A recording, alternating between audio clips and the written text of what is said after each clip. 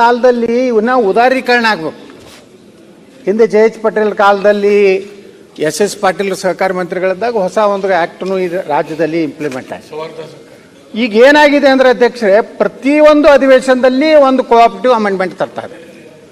ಎಷ್ಟು ಸಾಧ್ಯತೆ ಅವತ್ರನ್ನ ಕಂಟ್ರೋಲ್ ಇಟ್ಕೋಬೇಕು, ಅವತ್ರ ಮ್ಯಾಗ ನಿಯಂತ್ರಣ ಮಾಡಬೇಕು ಅನ್ನೋಂಥದ್ದು ಏನೋ ಒಂದು ದುರ್ಬುದ್ಧಿ ಏನು ಬಂದಿದೆಯಲ್ಲ, ಅದು ಯಾವ ಸರ್ಕಾರ ಇರಲಿ, ಅದೇ ಸರ್ಕಾರದ ನಾವು ಹೇಳೋದಿಲ್ಲ, ಪಕ್ಷಾತೀತವಾಗಿ ಇದು ಏನಾಗ್ತಾ ಇದೆ ಅಂದರೆ ಅಮೆಂಡ್ಮೆಂಟು ಯಾವಾಗ ನೋಡೋದಾಗೂ ಕೋಆಪರೇಟಿವ್ ಸೊಸೈಟಿ ಆ್ಯಕ್ಟ್ಗೆ, ಸೌಹಾರ್ದ ಆ್ಯಕ್ಟ್ಗೆ ತರುವಂಥದ್ದು ಆಗ್ತಾ ಇದೆ.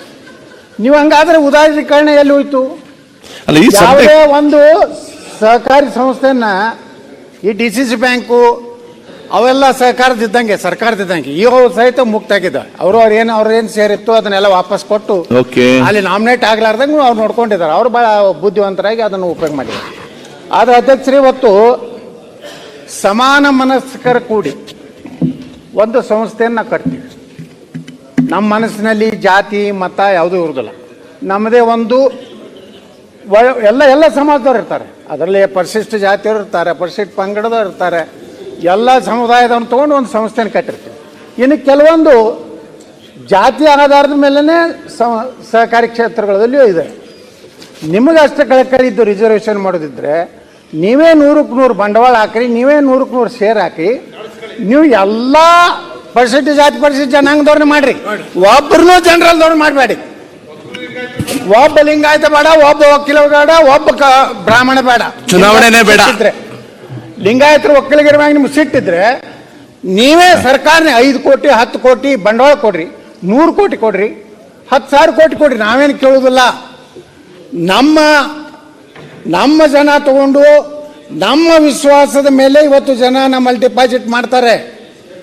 ನಮ್ಮ ವಿಶ್ವಾಸ ಮೇಲೆ ಅಲ್ಲಿರುವಂಥ ಲೀಡರ್ ಇವತ್ತಲ್ಲಿ ಯಾವ ನಾಯಕತ್ವ ಸಹಕಾರಿ ಕ್ಷೇತ್ರದಾಗಿರ್ತಾನೆ ಅವನ ನೇತೃತ್ವದಲ್ಲಿ ಇವತ್ತು ಜನ ಡೆಪಾಸಿಟ್ ಮಾಡ್ತಾರೆ. ಅಧ್ಯಕ್ಷರೇ, ಜನ ಶೇರ್ ತಗೋತಾರೆ. ನೀವು ಏನ್ ಮಾಡ್ತೀರಿ? 5 ವರ್ಷ ಯಾವ ಜನರಲ್ ಬಾಡಿಗೆ ಬರೋದಿಲ್ಲ, ₹1 ಬಿಸ್ನೆಸ್ ಮಾಡೋದಿಲ್ಲ, ಅವ ಡಿಪಾಸಿಟ್ ಇಡುವುದಿಲ್ಲ. ಒಮ್ಮೆ ಇನ್ನೂ 1 ವರ್ಷ ನಿಮ್ಮ ಸಹಕಾರಿ ನಿಮ್ಮ ಪ್ರಕಾರ 1 ವರ್ಷ ಇರ್ತದೆ, ಅದು ಹಿಂದಿನ ದಿವಸ ಸದಸ್ಯನಾಗ್ತಾನೆ, ಅವ ಚುನಾವಣೆಗೆ ಸ್ಪರ್ಧೆ ಮಾಡ್ತಾನೆ. ಈಗೇನು 5 ವರ್ಷದ ಆಡಳಿತದಲ್ಲಿ ಏನಾಗಿರ್ತದೆ ಅಧ್ಯಕ್ಷರೇ, ಯಾವನೋ ಒಬ್ಬ ಯೋಗ ಅವ ಸಾಲ ಸರಿಯಾಗಿ ತುಂಬೋದಿಲ್ಲ ಅಂತೇಳಿ ಅವನಿಗೆ ನಾವು ಸಾಲ ಕೊಟ್ಟಿರೋದಿಲ್ಲ, ಅಥವಾ ಅವ ಸರಿಯಾಗಿ ನಾವು ಅವನ ಮನೆ ಜಪ್ತಿ ಮಾಡಿಸಿರ್ತೀವಿ. ಅವಾಗ ಏನಾಗ್ಬಿಡ್ತದೆ, ಅವ ಅದನ್ನು ಇಟ್ಕೊಂಡು ಇಂಥವ್ರದ್ದು ಒಂದು ಒಕ್ಕೂಟಾಗಿ ಅವ ಆಡಳಿತ ಮಂಡಳಿಗೆ ಬಂದಂದ್ರೆ ಈ 100 ಅಧ್ಯಕ್ಷರೇ 100, 120 ವರ್ಷ 50 ವರ್ಷದ ಒಂದು ಸಂಸ್ಥೆಗಳಿವೆ ರಾಜ್ಯದಲ್ಲಿ. ಮತ್ತು ನೀವು ಅದನ್ನು ಯಾವನೋ ಸಿಕ್ಕರೆ ಅವರು ಅದೇ ಒಂದು ಗುಂಪು ಸೇರಿ ಅದರಾಗ ಶೇರ್ ಬಂಡವಾಳ ಇಲ್ಲ, ಅದ್ರ ಬಗ್ಗೆ ಕಳಕಳಿ ಇಲ್ಲ. ನಾವು ಈಗಾಗಲೇ SC STಗೆ ಮೀಸಲಾತಿದೆ, ನೇರವಾಗಿ ಅವ್ರು ಶೇರ್ ಸದಸ್ಯ ಆ SC ST ಜನಾಂಗದವ್ರನ್ನ ಯಾರು ಒಳ್ಳೆಯವರು ಅದಾರ ಅಂತದನ್ನ ಆಯ್ಕೆ ಮಾಡುವಂಥ ಶೇರ್ ಸದಸ್ಯರಿಗೆ ಅಧಿಕಾರ ಇದೆ. ಅಲ್ಲಿ ನಿಂತಿರ್ತಾರೆ SC ST ಇಲ್ಲಪ್ಪ ಇವ ಒಳ್ಳೆಯವದಾನೆ, ಇದಕ್ಕೆ ನಾನು ಹೇಳ್ತಾ ಇದ್ದೀನಿ. ನೀವು ನಾಮಿನೇಷನ್ ಮಾಡ್ತೀನಂದ್ರೆ ಹೆಂಗೆ? ಕಾಂಗ್ರೆಸ್ ಸರ್ಕಾರ ಬಂದಾಗ ಕಾಂಗ್ರೆಸ್ನವ್ರದ್ದು ತುರ್ಕುದು, ಅಲ್ಲಿ ಹೋಗಿ ವಿರೋಧ ಮಾಡು, ಅದು BJP ಇದೆ ಅಂತೇಳಿ. BJP ಸರ್ಕಾರ ಬಂದ ಕೂಡ ಕಾಂಗ್ರೆಸ್ನವರು ವಿರೋಧ ಮಾಡು, ಹಿಂಗೆ ಮಾಡಿ ಸಂಸ್ಥೆ ಹಾಳು ಮಾಡ್ತೀರಿ ಹೊರತು ನೀವು ಏನು ಉತ್ತಮ ಸಲಹೆ ಕೊಟ್ಟಿದ್ದೀರಿ. ಅದಕ್ಕೆ ನಾ ಹೇಳ್ತೀನಿ, ಕನಿಷ್ಠ ಒಬ್ಬ ಸದಸ್ಯನಿಗೆ ಜವಾಬ್ದಾರಿ ಬೇಕು. ಅವ ಒಂದು 2 ಜನರಲ್ ಬಾಡಿನೂ ಬರ್ಲಿಕ್ಕೆ ಆಗುದಿಲ್ಲ. ಅವ ಒಂದು ₹100 ಡೆಪಾಸಿಟ್ ಇಡುದಿಲ್ಲ, ಒಂದು ₹100 ಸಾಲ ತಗೋದಿಲ್ಲ. ಅವನ್ನ ಚುನಾವಣೆಗೆ ಸ್ಪರ್ಧೆ ಮಾಡುವಂಥದ್ದು ಅವಕಾಶ ಬಿಸ್ನೆಸ್ ಮಾಡೋದಿಲ್ಲ.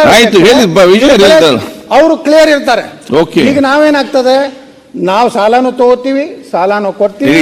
2 ಪಾಯಿಂಟ್ ಬದಲಾವಣೆ ಆಗ್ಬೇಕಂತ ಹೇಳುವಂಥದ್ದು ಒಂದು. ಇನ್ನೊಂದು ಅಧ್ಯಕ್ಷರೇ, ಇಲ್ಲಿ ನಾ ಹೇಳ್ದಲ್ಲ, ನೀವು ನಾಮಿನೇಷನ್ ಅನ್ನೋಂಥದ್ದು ಸಹಕಾರಿ ಕ್ಷೇತ್ರ ದಯವಿಟ್ಟು ತರಬೇಕು. ನಾವು ಯಾವುದೋ ಇಲ್ಲಿ ಎಲ್ಲರೂ ಬಹುತೇಕ ಎಲ್ಲ ಶಾಸಕರುಗಳು ಎಲ್ಲ ಎಷ್ಟೋ ಮಂದಿ ಸೌಹಾರ್ದದವ್ರದೇವಿ, ಸಹಕಾರಿ ಕ್ಷೇತ್ರದಾಗಿದ್ದೀವಿ. ಕಟ್ಟಿದ್ದು ನಾವು ಕಟ್ಟಿದ್ದನ್ನ ಯಾರೋ ಬಂದು ಲೂಟಿ ಮಾಡ್ಲಕತ್ತಾರ. ನಾವು ನೋಡ್ರಿ, ಈಗ ನಂದೇ ಸೌಹಾರ್ದ ಇದೆ, ರಾಜ್ಯಕ್ಕೆ ನಾನು ನಂಬರ್ 1. 3,200 ಕೋಟಿ ರೂಪಾಯಿ ಡಿಪಾಸಿಟ್ ಇದೆ ನನ್ನ ಬಳಿ. ಯಾರು ವಿಶ್ವಾಸ ಮೇಲೆ? ಅದು ಅಲ್ಲಿರುವಂಥ ಒಬ್ಬ ವ್ಯಕ್ತಿ ವಿಶ್ವಾಸ ಮೇಲೆ. ನೀವು ಅಂತಲ್ಲಿ ತಂದು ನಾಮಿನೇಷನ್ ಮಾಡಿ ಸಹಕಾರಿ ಕ್ಷೇತ್ರದಾಗ ನೀವು ಜಗಳ ಇಲ್ಲೇ ಅದಾರ ಶಿವಾನಂದ ಪಾಟೀಲ್ DCC ಬ್ಯಾಂಕ್ನಾಗ ನಾವು ಏನಾರು ಹಸ್ತಕ್ಷೇಪ ಏನು ಅದು ಮಾಡೋದ್ರಿಂದ ಏನು ಲಾಭ ಇಲ್ಲ, ಬರೀ ಘರ್ಷಣೆ ಆಗ್ತದೆ. ಈ DCC ಬ್ಯಾಂಕ್ನಾಗ ಜಗಳ ಆಡ್ಕೊತ ಕೂತು ಅವ್ರ ಸಂಸ್ಥೆಗಳು ಅವ್ರು ಇರ್ತಾರೆ, ನಮ್ಮ ಸಂಸ್ಥೆದಾಗ ನಾವು ಇರ್ತೀವಿ. ಇದರಿಂದ Okay. ರಾಜಕೀಯದಿಂದ ದೂರ ಹಿಡದೇ ಇದ್ರೆ ರಾಜಣ್ಣ ಅವ್ರ ಅಂತಾರ ಕಾಲದಲ್ಲಿ ನಾವು ನಿರೀಕ್ಷೆ ಮಾಡಿರ್ಲಿಲ್ಲ, ಯಾರು ಹೇಳ್ತಾರೆ ಓಕೆ ನೋಡ್ರಿ. ನೀವು ಯಾರು ಆತ್ಮಸಾಕ್ಷಿ ಇಲ್ಲಿ ಇದ್ದಂಥ ಶಾಸಕರು ಕಾಂಗ್ರೆಸ್ ಇರಲಿ, BJP ಇರಲಿ, JDS ಇರಲಿ, ಇಂಥ ವಿಷಯ ಬಂದಾಗ ವಿರೋಧ ಮಾಡೋದು ನಾವು ಮಾಡೇವೆ. Okay thank you. ಮಾಡದೇ ಇದ್ರೆ ಸಹಕಾರಿ ಕ್ಷೇತ್ರನೇ ಹಾಳಾಗ್ತದೆ. ಓಕೆ ಈಗ ಏನು ನಮಗಂತೂ ಏನು ಭಯ ಇಲ್ಲ, ನಾವೇನು ಲೂಟಿ ಮಾಡಿಲ್ಲ, ಎತ್ತು ಹಾಕಿಲ್ಲ. ಅದು ಅದೇ ರಾಜಣ್ಣ ಇಲ್ಲ ಅಲ್ಲಲ್ಲ. ಇಲ್ಲ ಒಂದ್ ದಿವಸ ನೀವು ಏನು ಅಭಿಪ್ರಾಯ ಬೇರೆ ಹೋಗ್ಬಾರ್ದು. ಇಲ್ಲ ಯಾವ್ದು ಅಸಿಸ್ಟೆಂಟ್ ಸೊಸೈಟೀಸ್ ಇದಾವೆ ಅಲ್ಲಿಗೆ ಮಾತ್ರ ನಾಮಿನೇಷನ್, ಎಲ್ಲ ಸೊಸೈಟಿಗಳಿಗೂ ಇಲ್ಲ ಬರೋದಿಲ್ಲ. ಈಗ ಏನಾಗ್ತದ್ರಿ, ಯಾವುದೋ ಮೂಲದಿಂದ ನಾವು ಒಂದು ಇದ್ರಾಗ ಅಲಾಟ್ಮೆಂಟ್ ತಗೊಂಡಿರ್ತೀವಿ, ಒಂದು ಜಮೀನು ಒಂದು ಯಾವುದೋ ಒಂದು ಸಹಕಾರದ ಲೋಕಸಭಾ ಸದಸ್ಯರು ಒಂದು 5 ಲಕ್ಷ ರೂಪಾಯಿ ನಮ್ಮ ಕಟ್ಟಡಕ್ಕೆ ತಗೊಂಡಿರ್ತೀವಿ. ಯಾವುದೋ ನೀವು ಸಬ್ಸಿಡಿ ಕೊಟ್ಟಿರ್ತೀರಿ. ಈ ಕೊಟ್ಟಾಗ ನೀವು ಒಂದು ನಾಮಿನೇಷನ್ ಮಾಡಿದ್ರೆ ಮತ್ತೆ ಪ್ರಜಾತಂತ್ರದಿಂದ ಆರಿಸಿ ಬಂದಂತ ಪರಿಸ್ಥಿತಿ ಜಾತಿವರೆಗೂ ನೀವು ಏನು ನ್ಯಾಯ ಓಕೆ ಪಾಯಿಂಟ್ ಕೊಟ್ಟಿದ್ದಲ್ಲ. ಈ ರೀತಿ ನಾವು ಕೈ ಮುಗಿದು ಕೇಳ್ಕೋದಿಷ್ಟೇ. ನೀವು ರಾಜಕೀಯ ಮಾಡೋಣ, ನೀವು ನಮ್ಮ ಮೇಲೆ ಟೀಕಾ ಮಾಡ್ರಿ, ನಾವು ನಿಮ್ಮ ಮೇಲೆ ಮಾಡ್ತೀವಿ, ನಿಮ್ಮ ಇದ್ದೇ ಇರ್ತದೆ. ಆದರೆ ಸಹಕಾರಿ ಕ್ಷೇತ್ರ ಒಂದು ಪವಿತ್ರ ಕ್ಷೇತ್ರ. ಅದಕ್ಕೆ ದಯವಿಟ್ಟು ನಮ್ಮ ಮಾನ್ಯ ಸಚಿವರು ಇದೇನು ನಾಮಿನೇಷನ್ ರಿಸರ್ವೇಷನ್ ಅನ್ನ ವಾಪಸ್ ತಗೊಂಡು ಉಳಿಕಿದಕ್ಕೆಲ್ಲದಕ್ಕೂ ನಮ್ಮ ಸಹಮತ ಇದೆ. ತಾವೇನು ನಿರ್ಣಯ ತಗೋತಿರೋದು ಬದ್ಧದೀವಿ. ಆದರೆ ದಯವಿಟ್ಟು ಇದನ್ನು ಮಾತ್ರ ಪ್ರತಿಷ್ಠೆ ಮಾಡ್ಕೊಲಾರ್ದ ಯಾರೋ ಹೇಳ್ತಾರ್ರಿ, ಯಾವನೇ ಒಬ್ಬ ಕೆಲವೊಂದು ಮಂದಿ ರಾಜಕಾರಣ ಹಿಂಗಿರ್ತಾರೆ, ಯಾವ ಕಾರಣದಿಂದ ಸುಮ್ಮ ಲೀಡರ್ ಆಗಿರ್ತಾರೆ.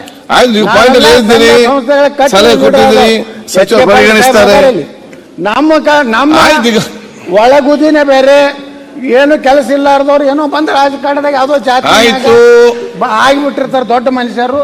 ಅದು ಅವ್ರಿಗೆ ಇರ್ತದೆ ರಿಸರ್ವೇಶನ್ ತರಬೇಕು. ದಯವಿಟ್ಟು ಅದನ್ನ ಒಂದು ಕೈ ಬಿಟ್ಟು ಉಳಿಕಿದನ್ನ ಸೀಮಿತವಾಗಿ ಈಗಾಗಲೇ ಸಾಕರ್ जायकेदार पकवान का नाम भी ग्रैंड फैमिली रेस्टोरेंट, जहां मिलेंगे आपको हर तरह के वैरायटीज का खाना जो आपको उंगलियां चबाने पर कर देगा मजबूर। खाने के इस खजाने में आपके बर्थडे, कई तरह की पार्टियां और अपनों के साथ मिल बैठ के बिता सकते हैं खुशियों के पल। भी grand family restaurant, central bus stand Bijapur.